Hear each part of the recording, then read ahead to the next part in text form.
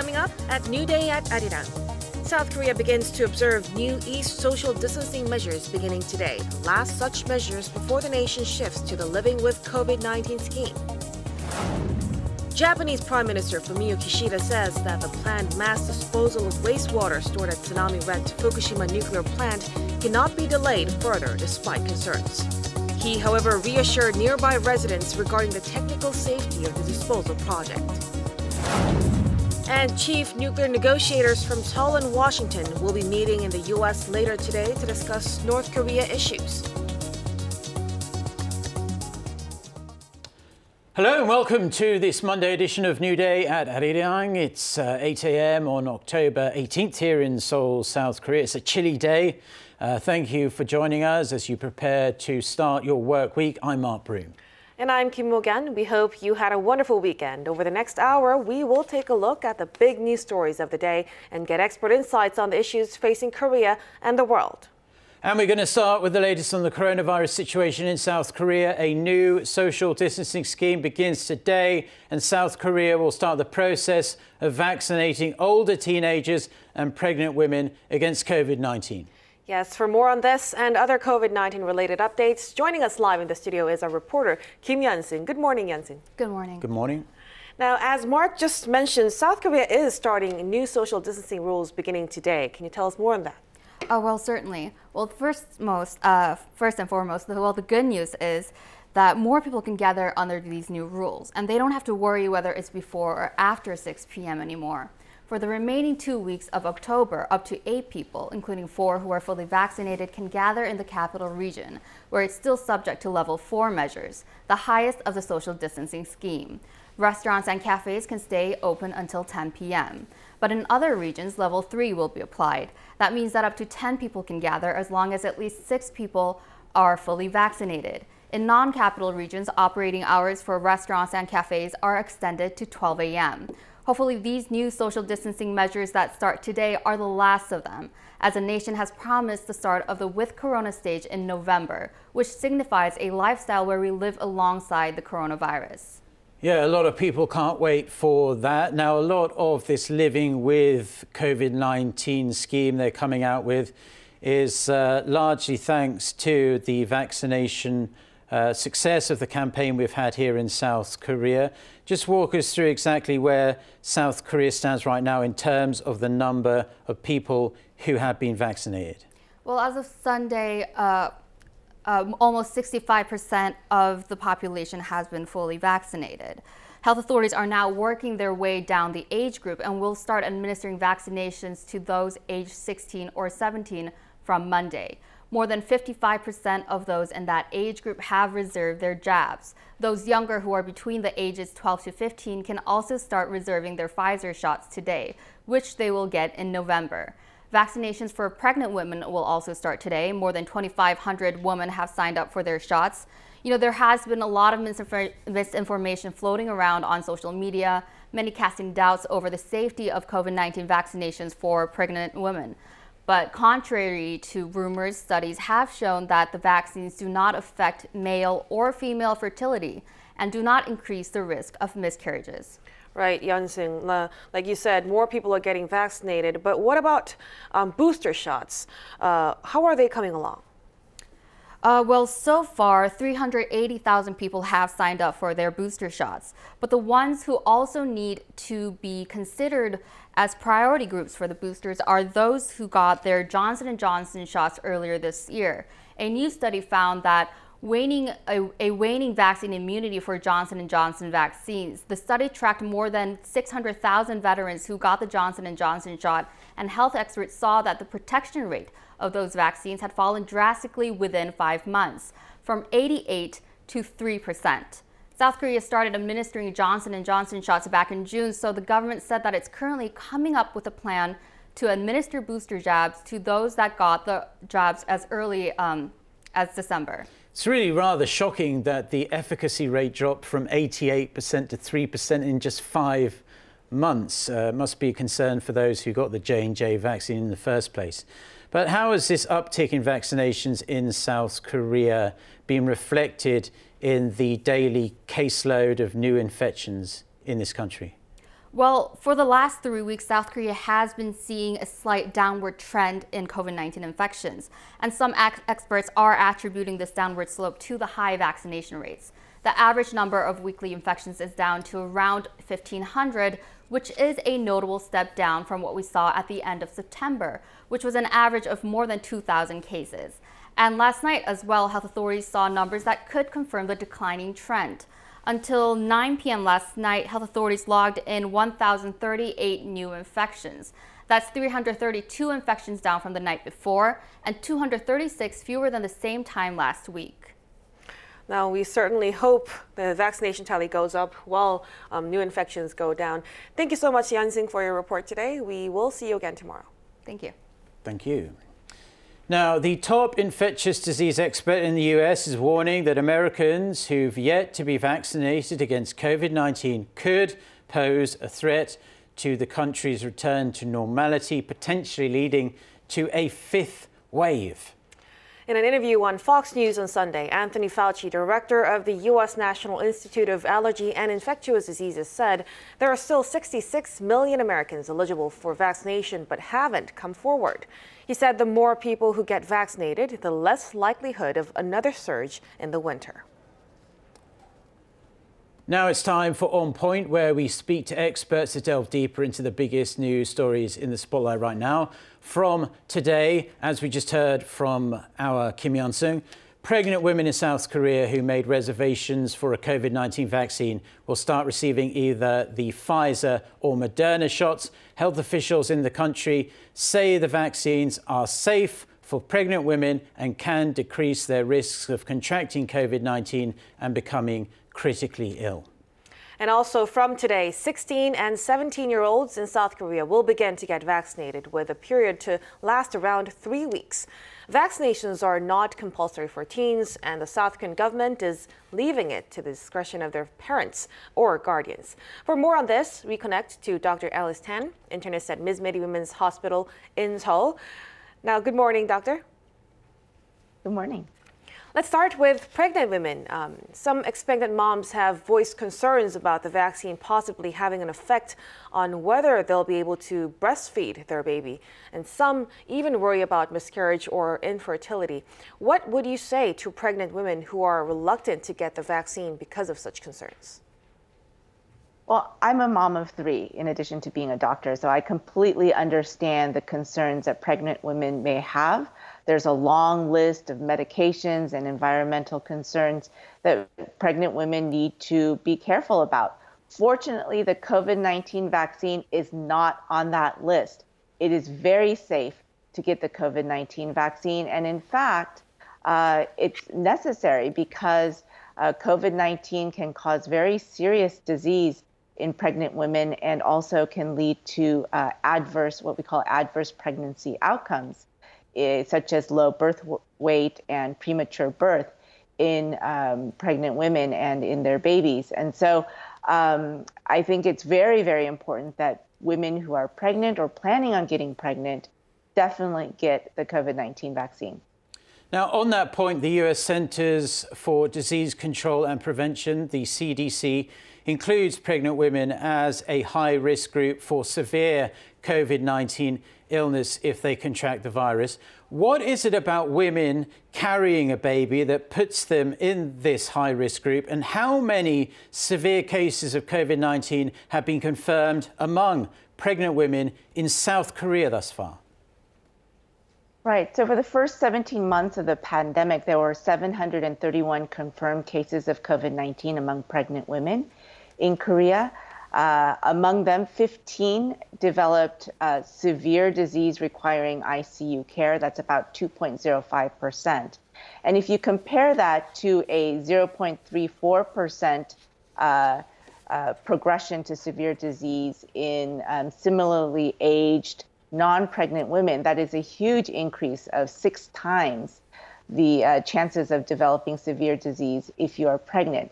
In terms of the reason why pregnant women are at increased risk of developing severe disease, first of all, the immune system changes in pregnancy. As most people know, pregnant women are more susceptible to getting ill. Their immune status is decreased. And also during pregnancy, because of the swelling pregnant belly that pushes up on the diaphragm, it pushes up on the lungs, lung capacity goes down. Your ability to take in deep breaths is diminished. And of course, we know that COVID-19, the hallmark feature is severe pneumonia, difficulty breathing, and that is why it's a high-risk condition, especially for pregnant women. Now, moving on to the teenagers. The Pfizer vaccine is currently the only vaccine authorized for kids ages 12 to 17. Now, why is it only that one in particular? And are there any specific concerns, such as severe side effects for teenagers getting the shot? Right. I think it's a matter of timing. So the Pfizer vaccine was, of course, the first vaccine approved for COVID-19 in the world. And they went ahead after their phase 3 studies in adults to progressively decrease the ages of people studied to teenagers and then to children. And so they had the results from their phase 3 studies in children and adolescents first. And so that's why they were approved first. Moderna also submitted their phase 3 trial data for teenagers in their teen COVID study. And the results showed high efficacy and very good levels of safety as well. The reason why there was a hold, however, by the FDA on approving the Moderna vaccine in adolescents and teens is because of the potential of the side effect of myocarditis and pericarditis, which was seen to be more prevalent in men, especially teenage boys and men. And so that's why there's a hold. Okay, and finally, Dr. South Korea's daily COVID-19 cases fell to the 1,400 range on Sunday. And as we've been reporting, the country is preparing for its so-called Living with COVID-19 scheme from November. Seeing how other countries have dealt with the pandemic, how do you personally rate, as a doctor, the South Korean government's handling of the crisis over the past couple of years? Well, I think the numbers tell, most of the picture, right? And so when we look at the case fatality ratio for COVID-19 in Korea compared to other countries around the world, we actually have the lowest, second to only Israel. And so Korea has done really a very good job when we speak relative to other countries. But I'm reminded of what Right Honorable Helen Clark, the former prime minister, said about her country's response to COVID-19. Actually, New Zealand has 1/10 of the deaths per million population compared to Korea. So you could say that they did a better job. But she had very searing criticisms about how New Zealand handled the pandemic. She said anytime a country has to go into lockdown, completely shut down because of a crisis, that is not what we consider success. So, Korea, relative to other countries, I think they did a good job. The government did a good job. The people of Korea have done a phenomenal job wearing the mask, doing the right thing, complying with public health authorities' guidance. But we do need to remember that more than 2,000 people have died. Children are without parents. Parents are without, their older parents having died as well. And so even though relatively we've done a better job, it still has been a tremendous tragedy for the country. Yeah, South Korea has been lauded around the world for the way it has dealt with the crisis. Many other countries going into complete lockdown. We never had to deal with that, fortunately, here in South Korea, despite having a very dense population in this country. Dr. Tan, thank you very much for your insights, and we appreciate you coming on today. That was Dr. Alice Tan, internist at Miss Mary Women's Hospital in Seoul, on the rollout of vaccine for pregnant women and teenagers. Thank you again.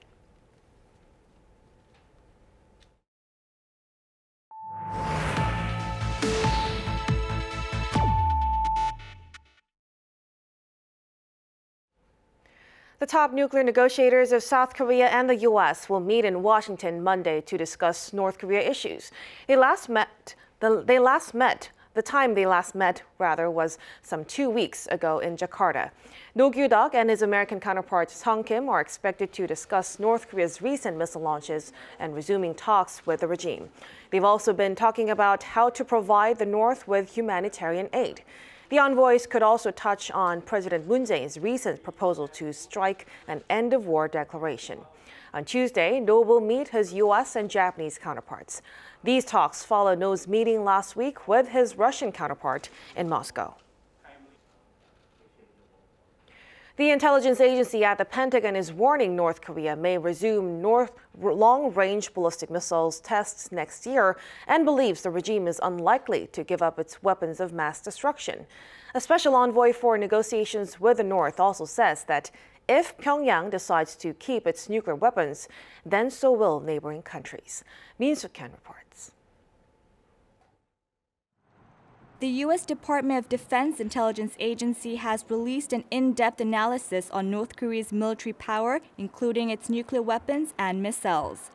In its report on Friday, the intelligence agency said that it's unlikely that Pyongyang will give up all of its weapons of mass destruction, adding that North Korean leaders view nuclear arms as critical to the regime's survival.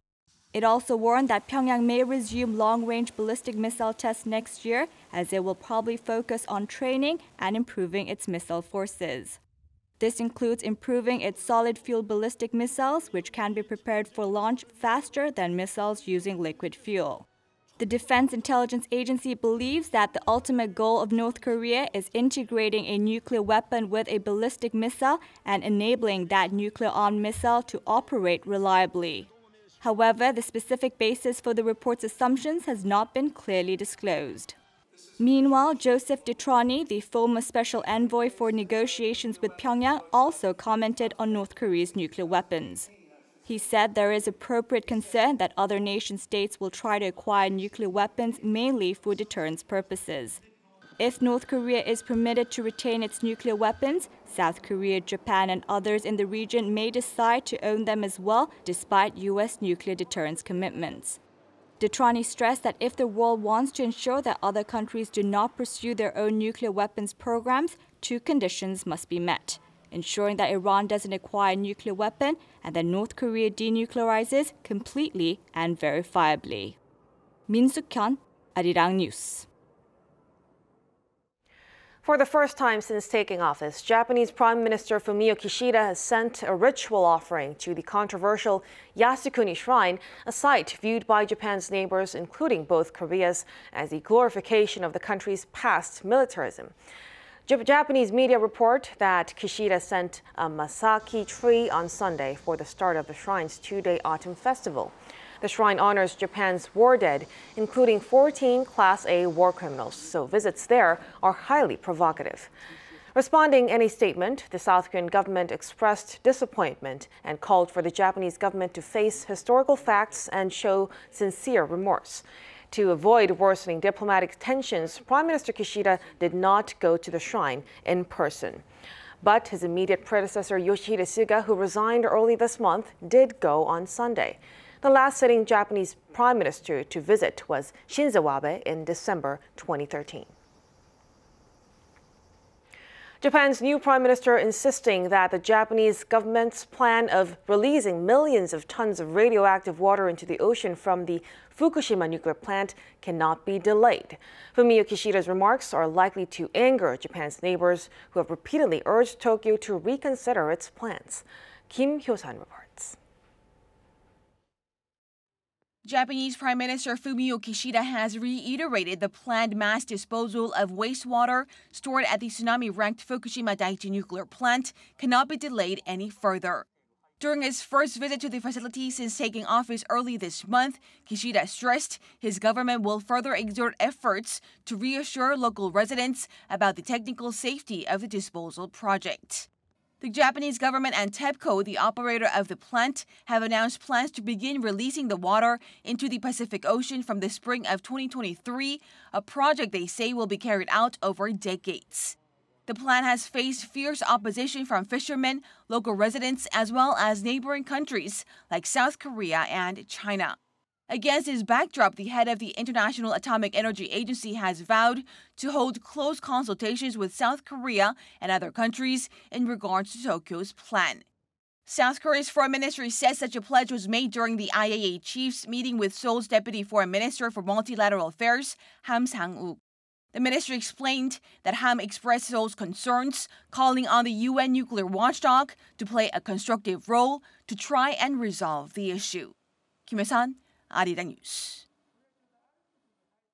U.S. Transportation Secretary Pete Buttigieg is warning that the country's supply chain crisis will stretch into 2022, potentially crippling the upcoming holiday season in the United States. Speaking to CNN on Sunday, he said the Biden administration is doing all it can to resolve the issue, but admitted the challenges are mounting. He also noted that some $17 billion from Biden's infrastructure plan has been allocated for ports alone, a move he says will help ensure the U.S. is not vulnerable to bottlenecks when there are demand fluctuations.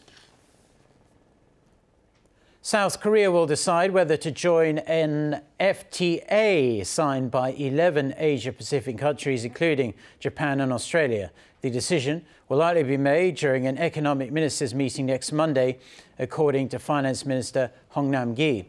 Hong said the issue requires review from multiple ministries, such as the Trade Ministry and the Agricultural Ministry, while noting there are areas where adjustments have been made within the country in order to join the pact. The minister added that some revisions have already been implemented over the past couple of years. The global shortage of semiconductors has slammed production at South Korean automakers over the past 3 months. According to the Korea Automobile Manufacturers Association, local car makers in the third quarter saw production decline almost 21% on year. That's the biggest on-year decline since the 2008 global financial crisis. Production had been rising this year, and the shortage was expected to ease by this month. But car factories in Southeast Asia were hit by virus lockdowns. Reports say the shortage could force Hyundai Motor and Kia Motors to postpone the launch of their new models. The shortage is now expected to last until 2023, causing the production backup to get even worse before it gets better.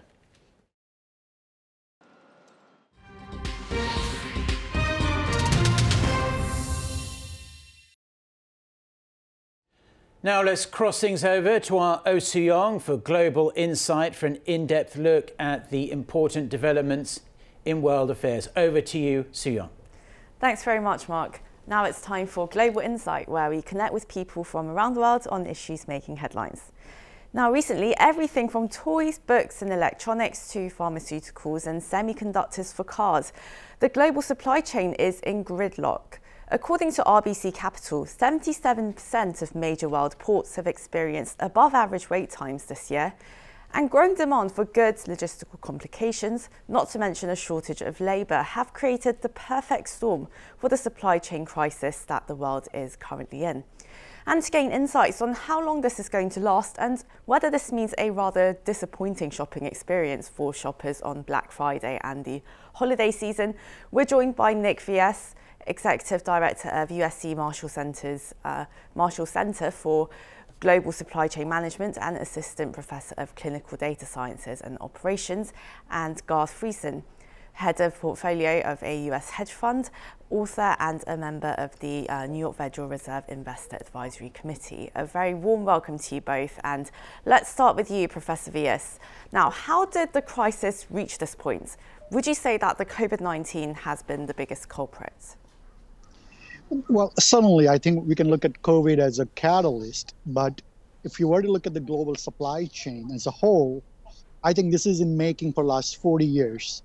And what do I mean by last 40 years? Meaning, over the last 40 years, or 4 decades, we have actually created this long string of supply chain that is very one country or one region dependent. And COVID really exposed the structural deficiencies of our global supply chain network and created end-to-end disruption. And now, Mr. Friesen, in Florida. It looks like governments are now stepping in to resolve this supply chain chaos that's taking place all around the world. Do you expect the current power shortage crisis in China to worsen the problem? Yeah, well, I think the shortage of what you're seeing in China for electricity is really happening everywhere when it comes to the energy shortage. You're seeing natural gas prices triple in the United States, go up by a factor of 5 times in Europe. And of course, you see what's going on in China with coal prices. So what I think is happening is the shortage of demand, or the shortage of energy, is creating production slowdowns. And you're beginning to see that at the ports as well. For the first time in a while, you've seen a tapering off of the cost of shipping from China's ports to the U.S. West Coast. They peaked at up to $20,000 a container a few weeks ago, and you've started to see that come off to maybe $16,000 a container over the last couple of weeks. Some of that, I think, is related to the slowdown in production that's directly a result of the energy crisis that's going on everywhere, and the electricity shortage in China. Yeah, so it's definitely having an impact. And what it's doing is just creating another element of uncertainty, which is what these supply chains, the just-in-time methods require, is some level of certainty, and it's just adding another element of uncertainty to the supply chain. Right, very uncertain times, and more uncertain times ahead, it seems. And Professor Vias, you did mention that this supply chain crisis, it was a long time coming. It was not due, it didn't happen overnight. Obviously, it's been building up over the years and decades. But, well, recently, the deliveries have been abnormally slow. Raw material prices, they've been rising. So shipping costs, what kind of impact is this going to have in the long term on businesses everywhere? Well, I think the reason I call this as a perfect storm, because if you think about the global supply chain, we have end-to-end disruption. So you have shortages of raw material, the transportation network in the front end, feeding into the manufacturing capacity, the labor shortages in the manufacturing side. So that's the front end of supply chain that's really constrained. Then we look at the middle part of our supply chain, which is the distribution and logistics and ocean carriers. You think about the capacity constraints, resource constraints, and then the price, both energy as well as the fuel. All of these things have really escalated in cost.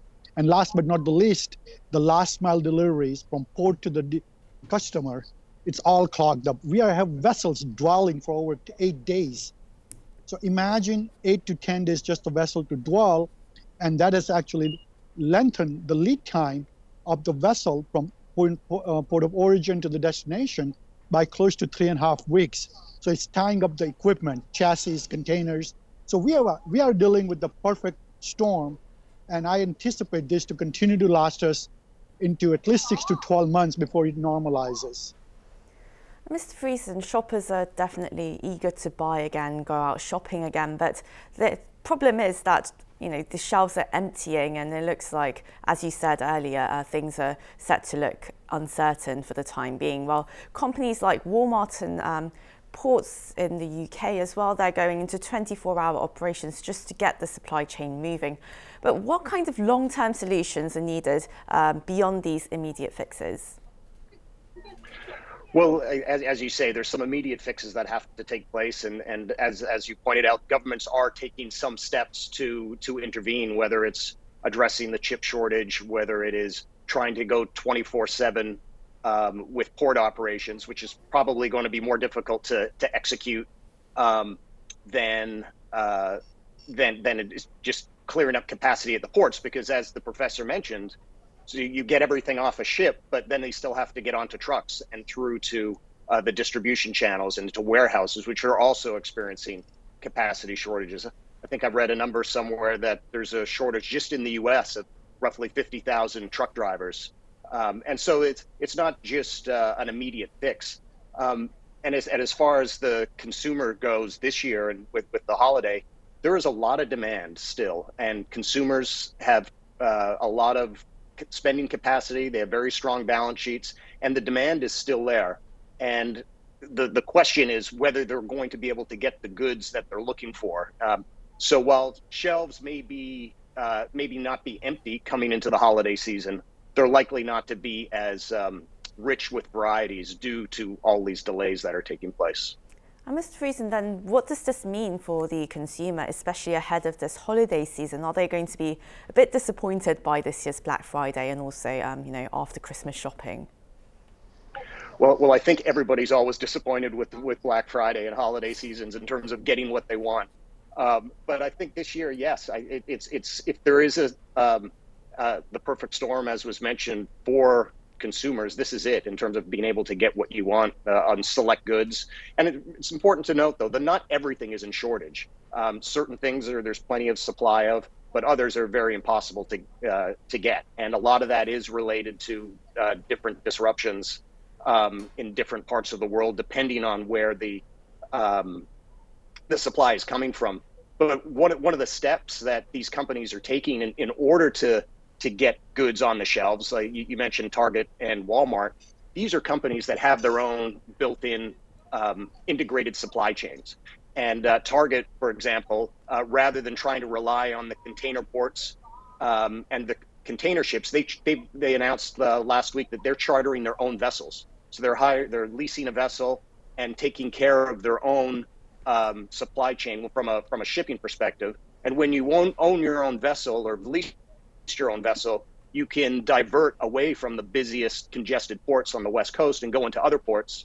And when you have that integrated supply chain, your own trucking fleet, you have a little more flexibility of where to get your goods. So I think all the fear might be a little bit overdone when it comes to being able to have a horrible shopping season. I think it's going to be okay.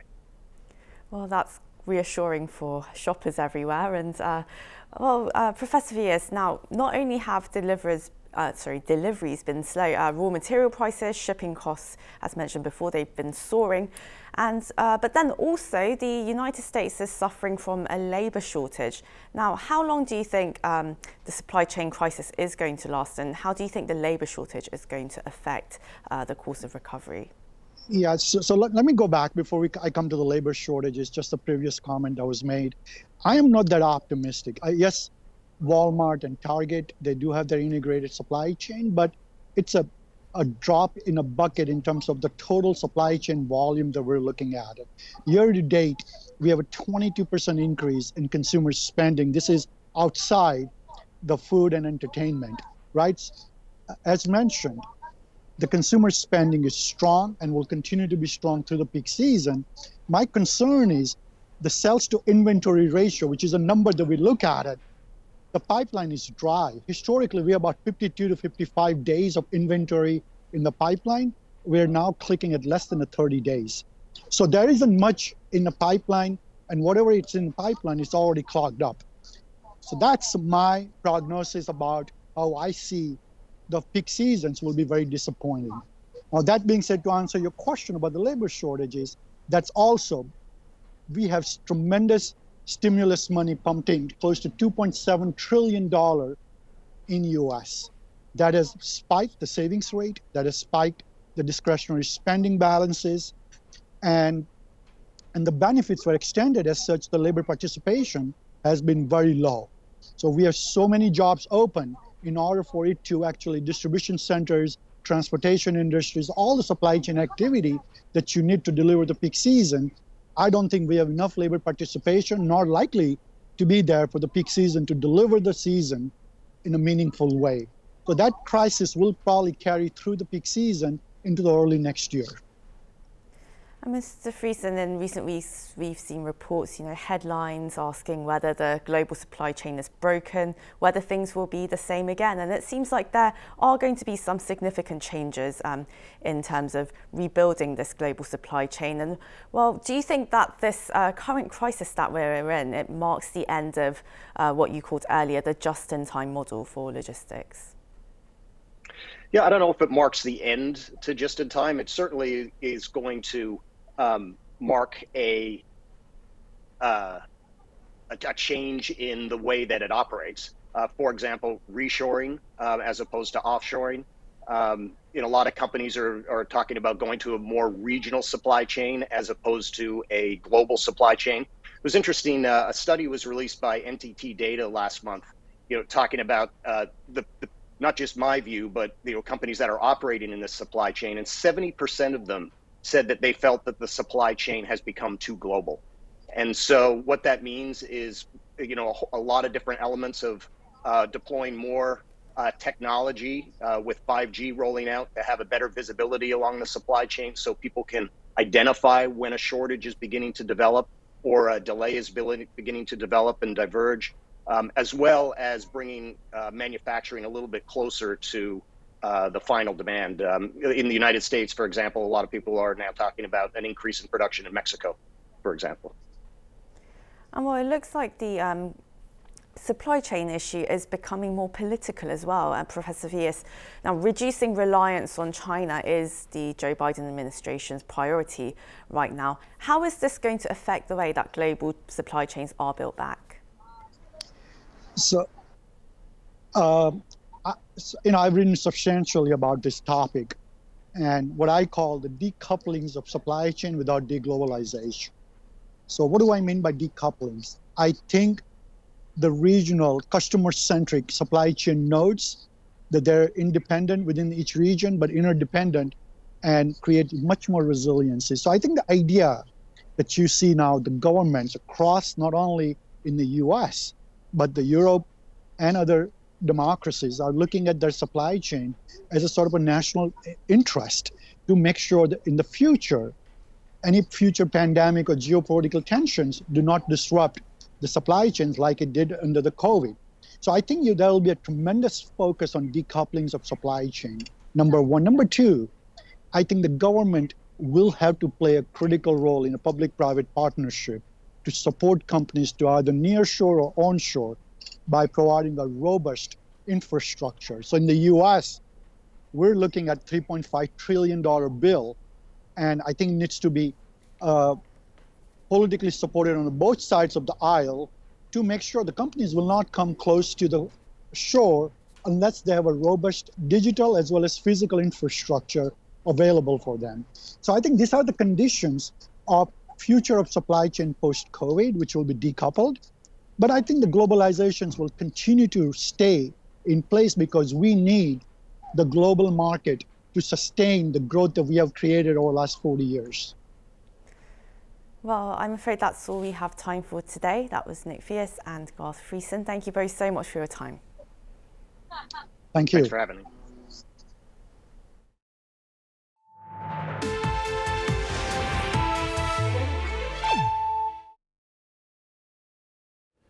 Tottenham Hotspur managed to squeeze out a difficult away win against Newcastle on Sunday, winning 3-2 thanks to goals from South Korean stars Son Heung-min and Harry Kane. Tottenham scored all of their goals in the first half, including Kane connecting with Son in the closing minutes of the first 45. It marked the 35th time the duo have racked up a joint score and assist, trailing just Didier Drogba and Frank Lampard by 1 goal for the English Premier League record. With the victory, Tottenham moved to 5th, just 4 points behind first place and their North London rivals, Chelsea.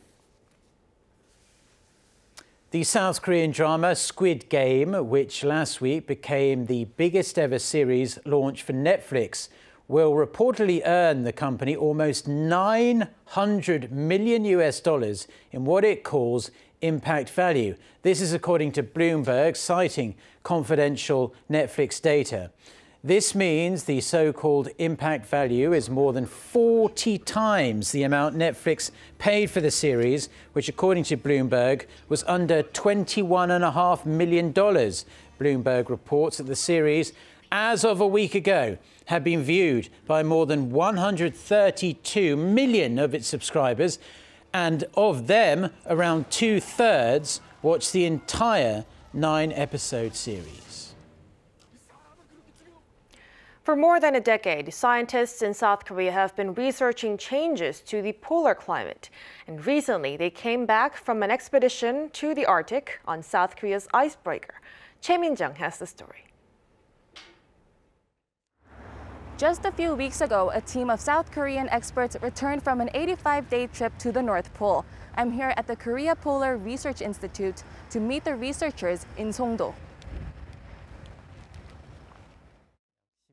We've been researching and constantly monitoring the changes in the Arctic Ocean for 12 years. We are also studying atmospheric changes. In order to know the current trends in climate change, these changes must be observed over a long period.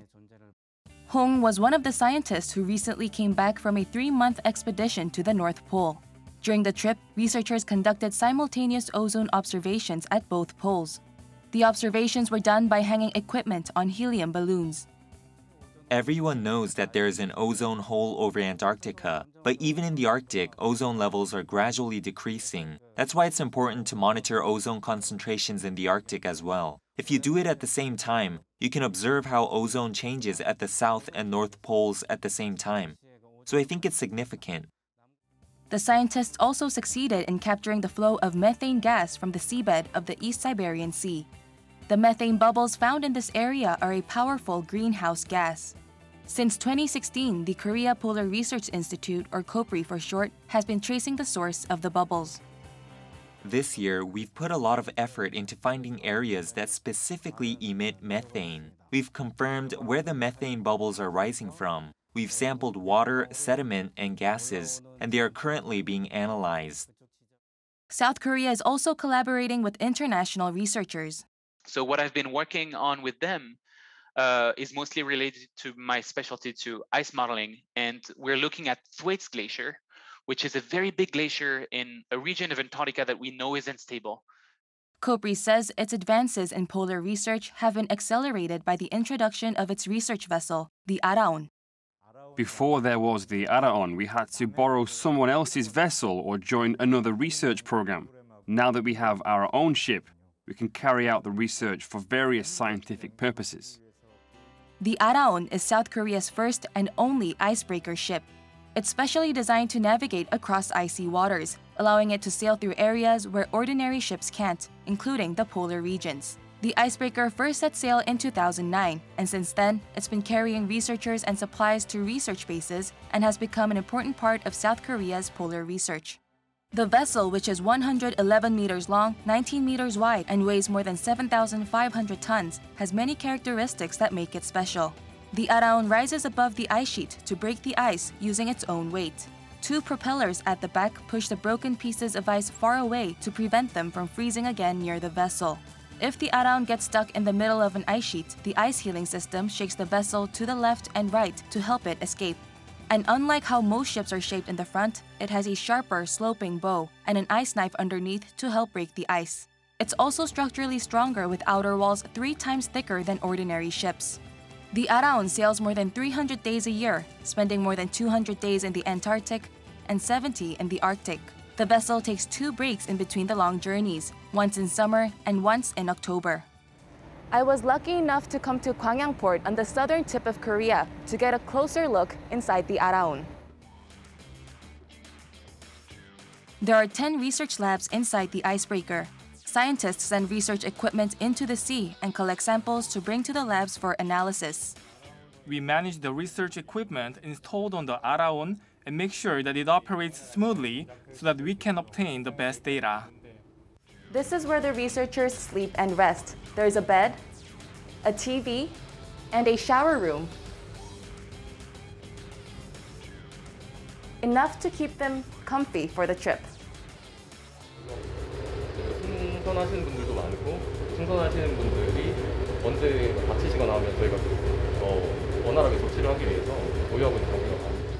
People can also exercise in the fitness center with an ocean view. 날씨 좋은 날에는 창문 열어가지고 바닷바람 맞으면서 하면 되게 시원하고 상쾌하다고 하시더라고요. 이거는 출발할 때 대량으로 산 다음에 쟁여놨다가 몇 개월 동안 먹고. 네. Another key spot of the Arirang is the helipad. The Arirang can carry its own helicopter, and many experts have found this very useful. KOPRI is bringing one of the teams that's in the Thwaites project, the ITGC, International Thwaites Glacier Collaboration. Helicopter access from the Arirang is key to what they're going to attempt to do because the area is quite dangerous, frankly, and you need to be able to land on a spot that's safe.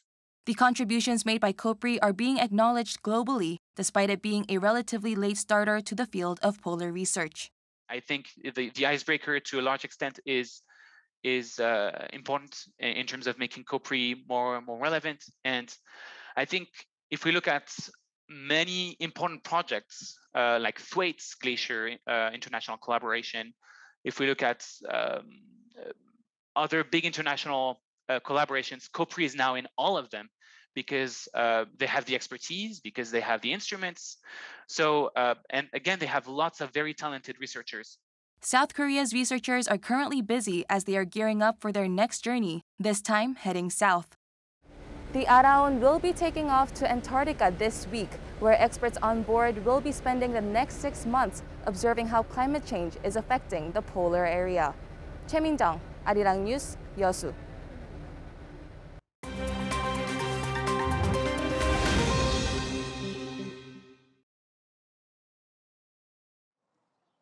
Let's take a look at what's going on in the world now. Former U.S. President Bill Clinton left a Southern California hospital on Sunday after being admitted last week for a urological infection. The 75-year-old had been in California for an event for his foundation before he was treated at the University of California Irvine Medical Center's intensive care unit after suffering from fatigue. Clinton left the medical center accompanied by his wife and former Secretary of State Hillary Clinton.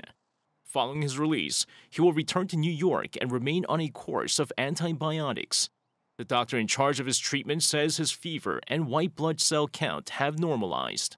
The two-term president previously suffered from heart problems. Heavy rain over the weekend in India's Kerala state has caused massive floods and landslides, taking the lives of at least 22 people, with others still missing. Officials say the intense rainfall has subsided, but fear the death toll could rise as relief and rescue operations continue with the help of the Army, Navy, and the Air Force.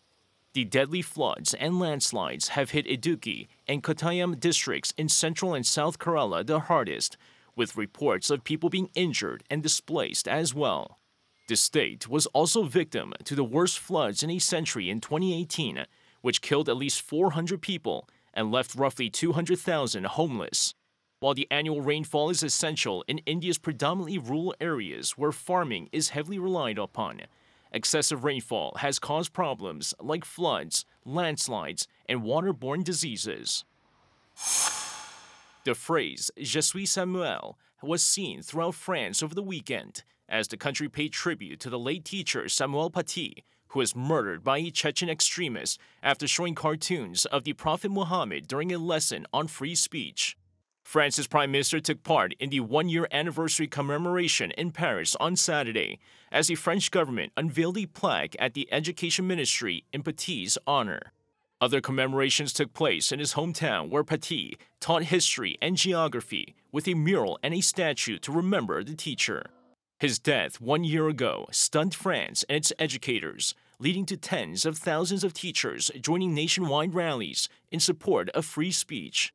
Schools in at least 3 French towns have also been named after Paty, and classes were paused on Friday for a minute of silence to remember the late teacher. Lee Seung-jae, Arirang News.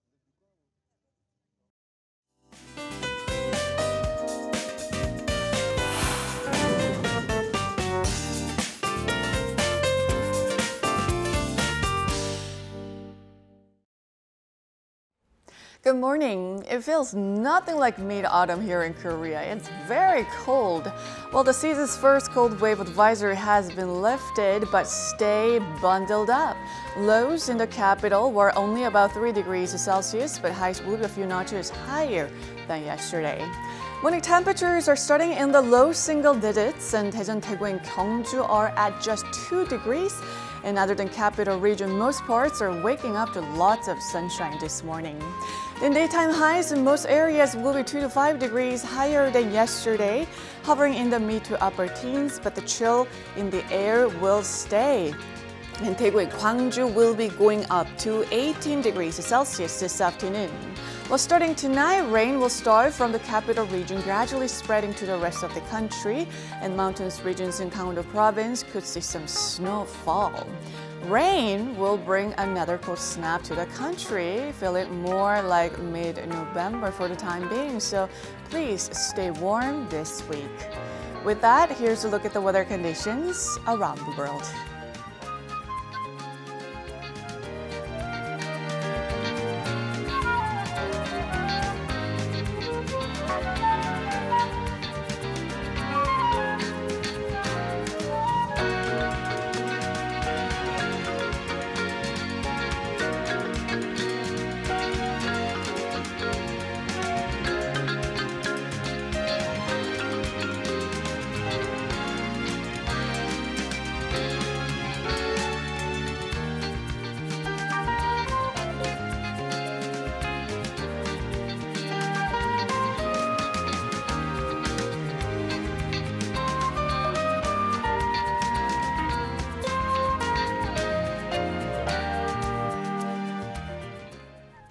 And that's all we have for now. We'll be back at 8 a.m. Korea time on Tuesday for our next edition of New Day at Arirang. We appreciate you tuning in. I'm Kim Mo-gyan.